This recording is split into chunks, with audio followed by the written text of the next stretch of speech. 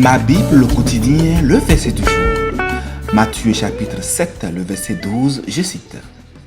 Tout ce que vous voulez que les hommes fassent pour vous, faites-le de même pour eux, car c'est la loi et les prophètes. Fin de citation, glorifiez le Seigneur.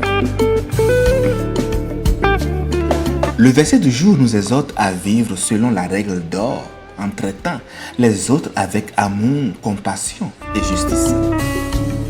Bien-aimés dans le Seigneur, ce verset, le verset du jour, fait partie d'un discours plus large de Jésus, que nous connaissons tous sous le nom du discours sur la montagne et qui couvre les chapitres 5 à 7 de l'évangile selon Matthieu et qui contient de nombreuses instructions et enseignements de Jésus à notre égard sur la manière de vivre une vie chrétienne authentique. Le verset nous dit: tout ce que vous voulez que les hommes fassent pour vous, faites-le de même pour eux, car c'est la loi et les prophètes. Bien-aimés, dans ce verset d'ailleurs qui est la règle d'or, Jésus commence par un appel à la réciprocité, nous incitant à traiter les autres de la manière dont nous aimerions être traités. Est-ce que tu le fais vraiment? Est-ce que tu traites les autres comme tu aimerais être traité?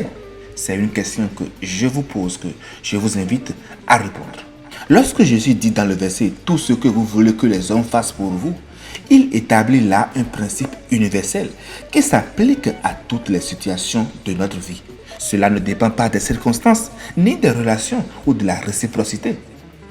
Jésus finit donc le verset en déclarant que cette règle d'or se résume en la loi et les prophètes.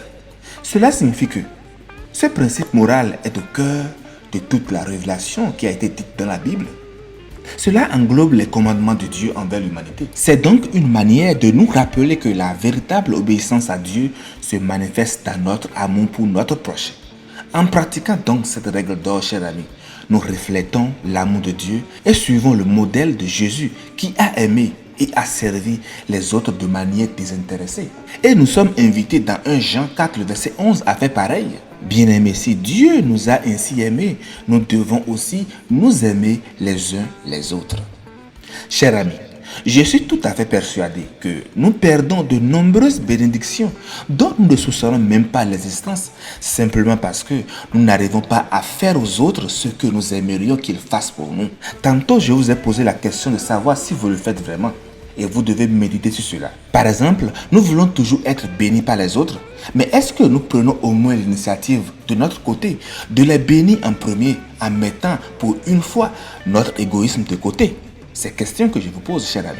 Si votre mariage, si votre famille et vos amis ne sont pas comme vous le souhaitez, vous pouvez littéralement changer la donne en adoptant ce principe dès maintenant, dès aujourd'hui.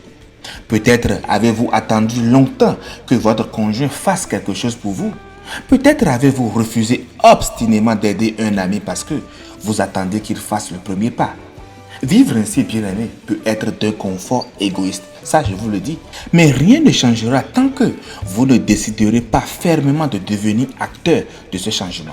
Chers amis, il est temps de mettre votre orgueil, notre orgueil de côté pour sauver nos différentes relations. Au lieu de rester assis, centré sur vous-même et d'attendre que la bénédiction croise votre chemin, faisons délibérément des sacrifices et servons les gens que Dieu a placés dans notre vie.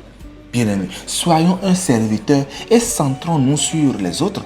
Au lieu de vous sentir rejeté et délaissé, vous serez étonné de voir à quel point vos relations, nos relations peuvent s'améliorer lorsque nous traitons les autres de la manière dont nous souhaitons l'être.